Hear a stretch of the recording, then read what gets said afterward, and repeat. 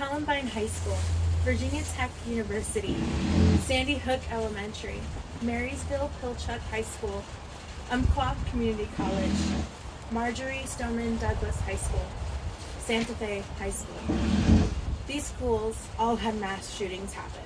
7 schools with 118 dead.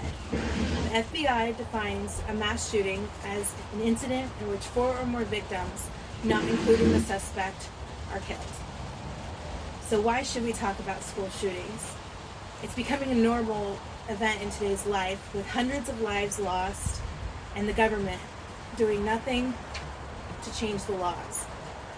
In 2014, my senior year in high school, the teacher got a call and was informed that there was a student around the school with a gun with intent to harm. We were on school lockdown for 6 hours. With my experiences, reading articles and looking at data on school shootings, I am able to present my 3 main points today: gun access and number of deaths, why someone might resort to gun violence, and possible solutions we can enact to reduce the gun deaths. Imagine you were a student in one of these events. You're in class, your teacher is droning on about an event, and suddenly you hear a pop, pop, and screams. Your heart is beating rapidly, you're confused. The teacher goes to shut the blinds and doors. You are to remain on the floor and quiet. You'll have many questions. What's going on? Who's doing this? Are my friends safe? Will I get to see my family again? Will I make it out alive?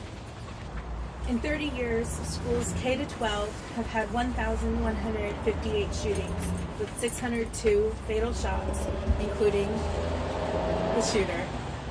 In 4 out of 5 school shootings, there has been at least one person with the knowledge of the attacker's plan but failed to report it.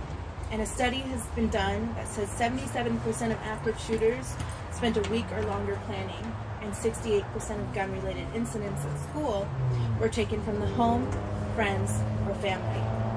An estimated 4.6 million American children live at home with at least one gun kept loaded and accessible to them. 39% of parents believe that the children don't know where the guns are kept. In 2010, 6,570 deaths of children and young adults ranging from 1 to 24 years of age were related to gun deaths. Every time there's a school shooting, we're left with more questions than answers. Were there signs? Could someone prevent it? Why did they do it? Were they bullied? Was it revenge for someone else or them? Do we blame the media with violent entertainment like toys, music, video games, or movies, or mental health, where they couldn't get treatment or diagnosed wrong? School shooters can act and look completely normal. They can have a huge group of friends, go to school and community events, go on dates, get good grades, are outgoing or confident. Besides for why, we ask what we can change. Congress has restricted the CDC pertaining to injury and prevention research.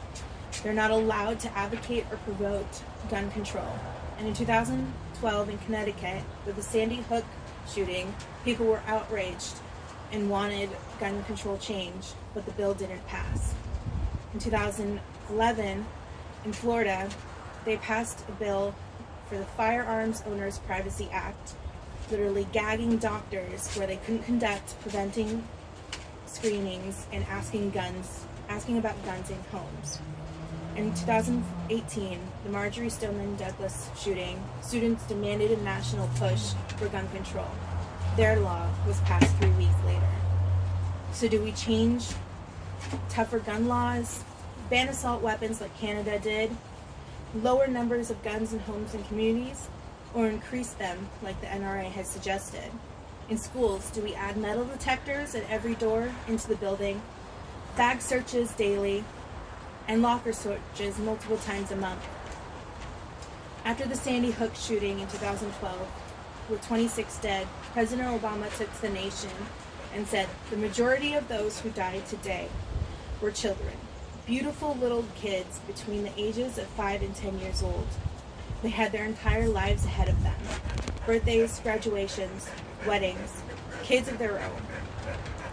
Among the fallen were also teachers, men and women who devoted their lives to helping our children fulfill their dreams, so our hearts are broken.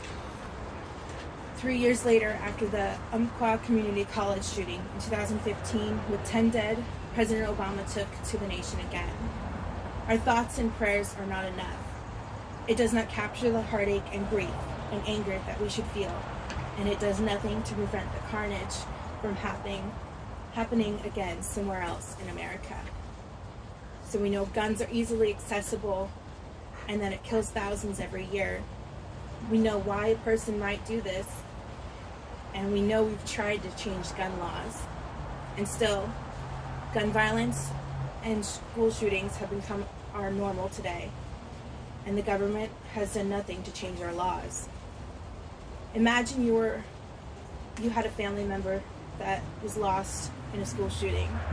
Would you feel the grief, pain, anger, devastation? Now imagine never having another conversation with them. No more I love yous or I miss you. Would you change the gun laws?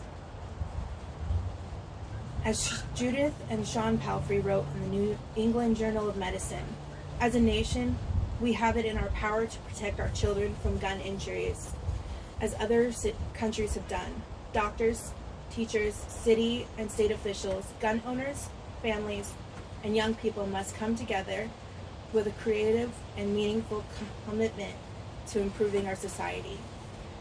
Do you think it's time for America to change?